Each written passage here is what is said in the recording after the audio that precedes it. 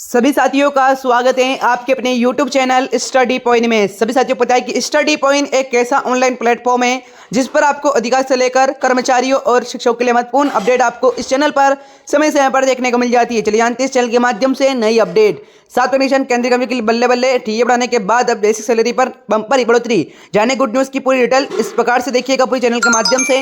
जानने से पहले सभी कर्मचारी अधिकारी से मेरा निवेदन है कि चैनल को सब्सक्राइब नहीं किया सभी कर्मचारी अधिकारी चैनल को सब्सक्राइब करें, चैनल को लाइक करें, इस वीडियो को शेयर जरूर करें। जैसे कि साथियों बात करते हैं केंद्रीय कर्मचारी के लिए यह साल काफी रोमांचक रहने वाला है। वास्तव में महंगा भत्ता वर्ष में 2 बार बढ़ाया जाता है। बात करते हैं केंद्रीय कर्मचारी की बल्ले बल्ले डीए बढ़ने के बाद अब बेसिक सैलरी पर बम्पर बढ़ोतरी। देखिए पूरे अपडेट इस चैनल के माध्यम से। केंद्रीय कर्मचारी के लिए यह साल काफी रोमांचक रहने वाला है। वास्तव में महंगा भत्ता वर्ष में 2 बार बढ़ाया जाता है, लेकिन इससे और भी कई फायदे हैं। होली से पहले सरकार ने महंगा भत्ते में 4% की बढ़ोतरी को मंजूरी दे दी। डीए एचआरए में बढ़ाया गया था और वही चर्चा शुरू हो गई है कि अगर महंगा भत्ता डीए अब 50% है तो शून्य कर दिया जाएगा। इसका सबसे बड़ा लाभ कर्मचारी को मूल वेतन के रूप में दिया जाएगा। आइए जानते हैं नीचे खबर में कैसे मूल वेतन में जोड़ा जाएगा, मूल वेतन में कैसे बढ़ाया जाएगा। आइए जानते हैं। इसके लिए एक छोटे से प्लेग बेस में चलते हैं। जब सरकार ने 2016 में सातवें आयोग को लागू किया तो महंगा भत्ता शून्य कर दिया गया था। गणना के लिए एक नया आधार वर्ष तय किया गया था।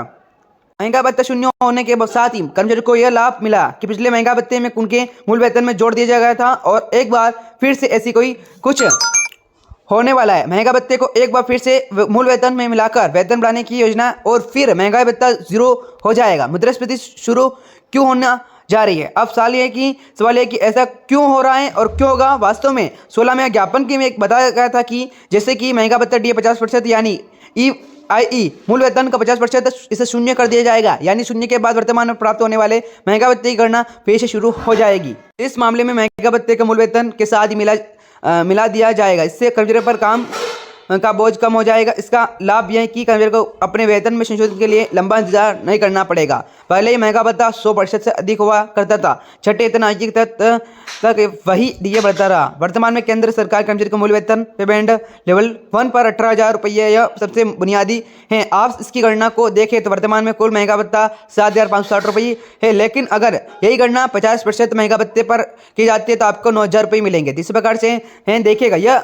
अब यह पकड़ आता है कि 50% डीए मिलते ही इसे मूल वेतन में जोड़ दिया जाएगा। यानी 18,000 रुपये का मूल वेतन 9,000 रुपये बढ़कर 27,000 रुपये हो जाएगा। इसके बाद महंगाई भत्ते की गणना 27,000 रुपये की हो जाएगी। अगर डीए शून्य होने के बाद 3% बढ़ जाता है तो उनके वेतन में 810 रुपये की प्रति माह की वृद्धि होगी। मूल वेतन कब बढ़ाया जाएगा? केंद्र सरकार के कर्मचारी का महंगा भत्ता 50% तक बढ़ा दिया गया है। इसे 1 जनवरी 2024 से लागू किया जाएगा। अगला संशोधन जुलाई 2024 से किया जाना है। इसका मतलब है कि जुलाई के बाद महंगा भत्ते की दर 0 से 3 या 4% तक शुरू हो सकती है। इसका मतलब है कि जुलाई 2024 के लिए महंगा भत्ते की दर तय करने के पहले सरकार मूल वेतन के साथ 50% डीए के विलय को मंजूरी दे सकती है। विलय के बाद पेमेंट लेवल 1 कर्मचारी को वेतन सीधे 9,000 रुपये की वृद्धि होगी। मार्च में केंद्रीय कर्मचारी को महंगा भत्ते डीए में 4% की वृद्धि की गई थी। यह जानकारी 2023 से लागू हुआ है।